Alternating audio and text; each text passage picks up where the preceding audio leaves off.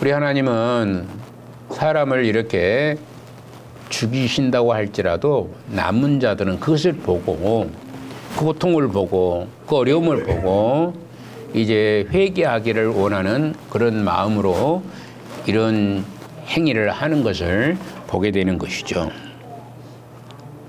하나님의 선한, 그런데도 불구하고 이런 하나님의 선한 행위, 회개하지 아니하고 무시를 당하고, 그죠? 이런 일이 일어난다고 해서 무시를 당한, 회개하면 얼마나 좋겠습니까? 옆에 사람이 죽어가는 것을 보고 회개한다면 얼마나 좋겠어요. 여러분들 옆에 사람 죽는 것을 보면은 참 고통스럽게 죽은 사람 많이 있어요. 숨이 넘어가려고 할 때 너무나 고통스럽게 죽은 사람이 있습니다. 근데 반면에 너무나 평안하게 이게 운명을 달리하는 사람이 있는 것을 볼 수 있습니다. 저는 죽은 사람을 굉장히 많이 봤잖아요. 직접 제가 죽은 현장을, 숨이 넘어가는 모양을 굉장히 많이 봤습니다. 그런 것을 보면서 안 믿는 사람이 죽은 모습, 안 믿는 사람이 죽으면 너무나 힘들게 죽는 것을 볼 수 있습니다. 운명을, 숨을 멈추는데 너무 힘들어요. 그런데 정말로 믿음이 좋은 사람들 이렇게 보면 너무나 평안한 가운데 정말로 너무나 살아있는 것처럼 돌아가시는 것들을 저는 이렇게 보았습니다. 그런 것을 보면은 사실 어떻게 보면은 회개를 해야 되지 않겠습니까? 나도 이렇게 해야 되겠구나 하는 생각을 가지고 있어야 될 텐데 전혀 그렇지 아니하는 사람들이 너무나 많다는 것을 말씀합니다. 하나님의 계획, 하나님의 뜻이 결국에는 무시를 당하는 그런 과정 속에 있는 것을 볼 수가 있습니다. 이 두 번째 엄청난 재앙은 사람들로 하여금 회개하는데 있는데도 불구하고 인간은 오히려 귀신과 우상을 섬길 뿐만 아니라 각종 악을 행하고 있음을 보여주고 있습니다. 경건하지 않는 자, 신앙이 없는 삶의 자연스러운 귀결은 불의와 부도덕입니다. 불의와 부도덕으로 살아갈 수밖에 없는 것입니다. 성경에서 말씀하신 참 하나님을 숭배하지 않는 사회는 항상 불의가 판을 치고 살인, 복술, 음행 그리고 도둑질이 행행할 것이라는 얘기입니다.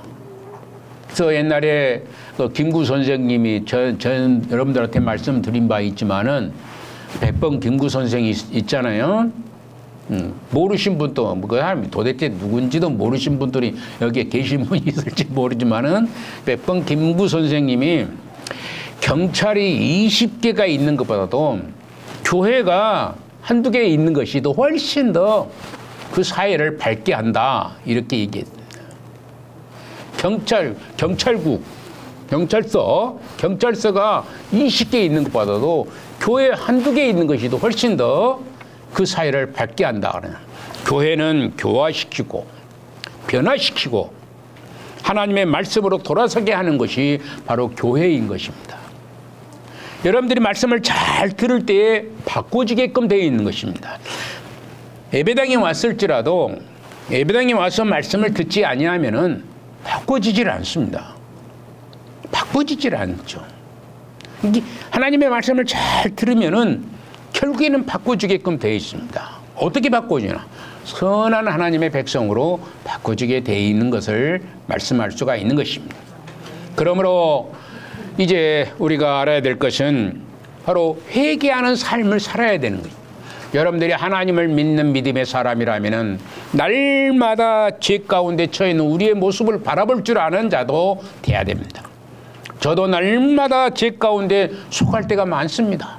얼마나 이게 악하고 더러운 생각도 많이 가질 때가 있고 욕심이 나는 때도 많이 있습니다. 그럴 때마다 하나님 이래서는 안 되는데요. 하나님 나에게 악하고 더러운 것을 물리쳐 달라고 기도하는 그런 것이 있는 것을 저는 고백을 합니다. 그래서 여러분들도 마찬가지로 여러분들에게 악한 생각, 악한 행동 이런 모든 악하고 더러운 것들을 하나님을 떠난 삶의 모습을 우리가 회개하고 용서를 구하는 자가 돼야 되는 것이 우리가 정말로 하나님의 백성으로 백성답게 살아가는 삶의 모습이 되는 것입니다. 이 여섯째 나팔을 부게 될 때에 유프라데 강에 결박한 네 천사를 놓아주는 장면을 만나보게 됩니다. 14절을 보십시다. 나팔 가진 여섯째 천사에게 말하기를 큰 강 유프라데에 결박한 네 천사를 놓아주라 하매라고 이렇게 얘기합니다. 순서가 바뀌었죠. 15절과 14절의 순서가 바뀌어서 얘기를 합니다. 왜냐하면 14절이 굉장히 길거든요. 유프라데 강에 대해서 좀 알아야 되겠기에 이렇게 뒤집어 놨습니다. 여기서 나오는 유프라데 강은 메소포타미아의 서쪽 지역을 가로지르는 강으로 그 길이 180마일 정도 된답니다. 우리나라 휴전선이 155마일이라고 그러거든요.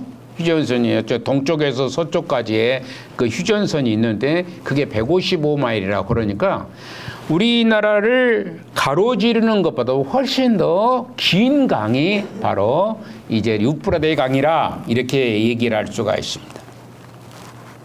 유프라데 강은 하나님의 언약의 땅인 가나안의 동쪽 경계선, 유프라데 강 건너편에 아시리아, 아수르 이렇게 아시리아 등 이방인들이 포진하고 있어서 구약 성경에서 이 강은 하나님의 선민인 이스라엘의 대적을 상징하고 있어요. 이스라엘을 대적한다는 것을 상징한 것이 바로 유프라데 강이에요.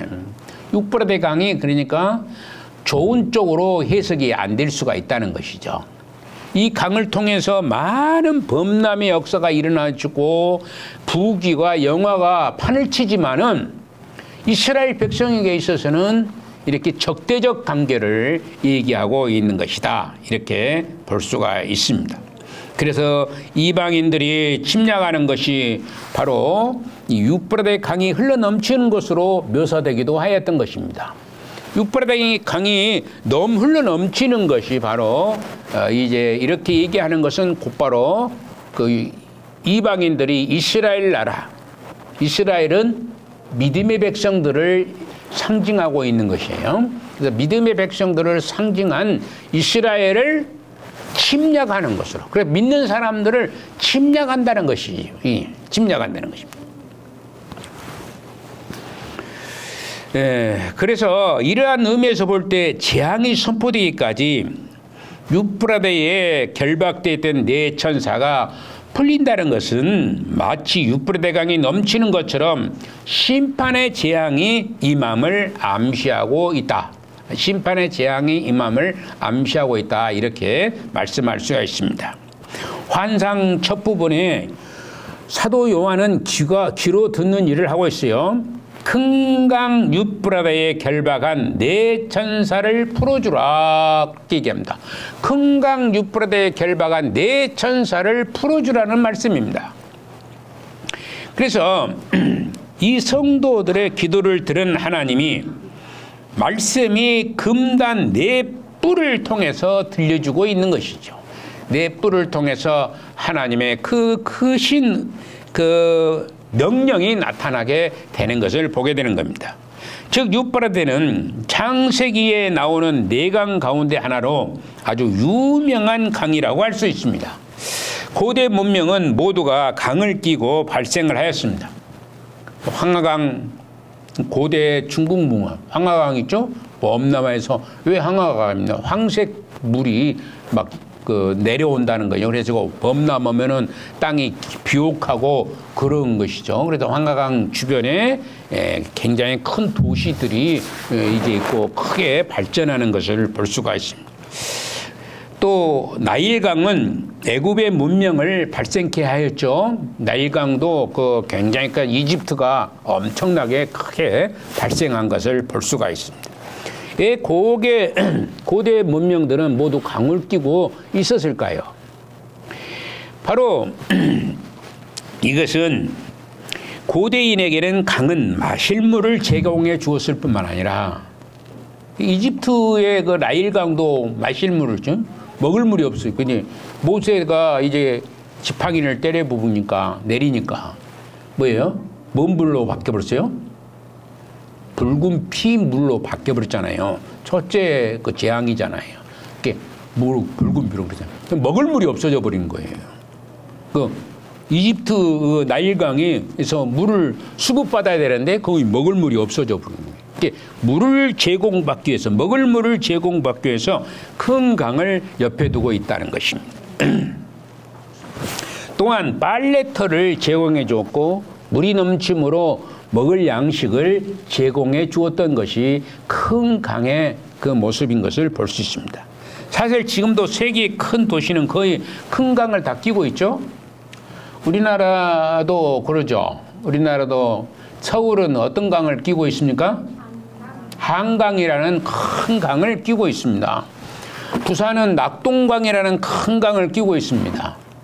북한에는 압록강이 있는데 압록강에 보면은 압록강 보면은 엄청나게 그 큰 강이에요. 압록강은. 근데 북한이 그것을 잘 개발을 못 하니까 못 하고 있지만은 예전에 보면은 그래요. 그 압록강에 수력 발전소가 생겨가지고 남한에다가 전기를 공급을 해줬는데 이게 남북이 딱 갈라져 보니까 전기 공급이 끊어져 버렸어요. 굉장히 어려운 시대가 있었습니다. 전기 공급이 끊어져 버리니까. 그럴 정도로 이 큰 강은 굉장히 그 유익을 주는 거죠. 우리 이쪽에도 영산강이라는 강이 있어요. 이 나주가 영산강의 그 중심이죠. 옛날에 나주가 나주평화라고 그래가지고 이제 굉장히 큰 도시였었습니다. 강주보다 훨씬 더 커요. 원래는. 그런데 이 영산강이라는 것도 있었고 강문 주변에는 뭔가 번창해 나가는 그런 모습들을 볼 수가 있었습니다. 오늘 본문에 등장하는 이 네 천사는 왜 하필 유프라데에 결박을 되어 있었을까? 인류 4대 문명의 발생지 하나로 유프라데라고 이미 말씀을 했는데 이 유프라데가 낳은 바벨론은 애굽의 문명과 함께 이스라엘 역사에 큰 영향을 주었다라고 말씀을 할 수가 있습니다. 성전을 약탈하고 이스라엘을 포로로 잡아간 나라요. 왕족을 불모로 잡아갈 뿐만 아니라 왕의 눈을 뽑아서 끌고 간 나라가 바로 유프라데 강을 있었던 그런 바벨론 지역이었던 것을 볼 수가 있습니다. 시디기야 왕이 눈 뽑혀서 이제 잡혀가죠. 시디기야 왕이 큰 강 유프라데 이렇게 이스라엘과 하나님의 온수의 상징인 것입니다. 여기서 발생한 바벨론 역시 거의 바로 이런 화신, 악의 화신이라. 악의 화신. 그러면 오늘날 이 시대에도 이렇게 유프라데 강에서 흘러넘치는 역사가 바로 무슨 역사를 가리키느냐. 이제 세상 네 천사가 이렇게 많은 사람들을 죽이기 위해서 이제 운동을 하는 거예요. 운동을 해서 이제 그들이 전쟁을 일으키고 그래서 엄청난 일을 하게 된다는 것을 말씀합니다. 그래서 얼마의 사람을 죽일 수 있느냐? 그러니까 3분의 1을 죽일 수밖에 없는 시대가 오게 된다는 것을 말씀합니다. 그렇다면 우리가 어떻게 이런 것들을 생각을 해야 될 것인가? 바로 우리가 3분의 2가 남았으니까 우리 믿는 사람들에게는 우리 하나님께서 가로막을 쳐주어서 이제 그런 것들을 이제 피할 수 있는 길을 아마 허락하실지도 모를 일입니다. 불신자들에게만 나타나게 되는 믿지 않은 우상숭배자 또는 도둑질 또 돈을 좋아하는 자들 뭐 돈 좋아하지 않는 사람이 이 세상에 아무도 없지만은 돈을 어디에다 썼냐에 따라서 달라지는 것이죠. 여러분 저도 돈 좋아합니다. 여러분들 돈 좋아하죠. 좋아하는데 그 돈을 과연 어디다 쓰느냐가 굉장히 중요한 것입니다. 그러므로 우리가 하나님의 선한 백성으로 살아가야 되는 것입니다. 하나님의 선한 백성으로 살아갈 때에 이 바벨론의 대역사에 그들이 도전해 올지라도 우리는 능히 그들의 권능을 이길 수 있는 힘을 하나님이 우리에게 주시게 될 줄로 믿습니다. 이 믿음을 여러분들이 소유하여서 하나님의 영광과 존귀와 능력이 나타날 수 있도록, 그래서 결국에는 우리가 승리하는 자 하나님, 그리고 우리 주변에 있는 3분의 2가 있습니다. 아직도 회개하지 않은 3분의 2가 있는데 이 3분의 2를 우리가 하나님의 복음을 들고 증거하는 그런 능력의 소유자가 다 되시기를 주님의 이름으로 축원을 드리는 것입니다. 거룩하신 사랑의 하나님, 은혜를 감사합니다.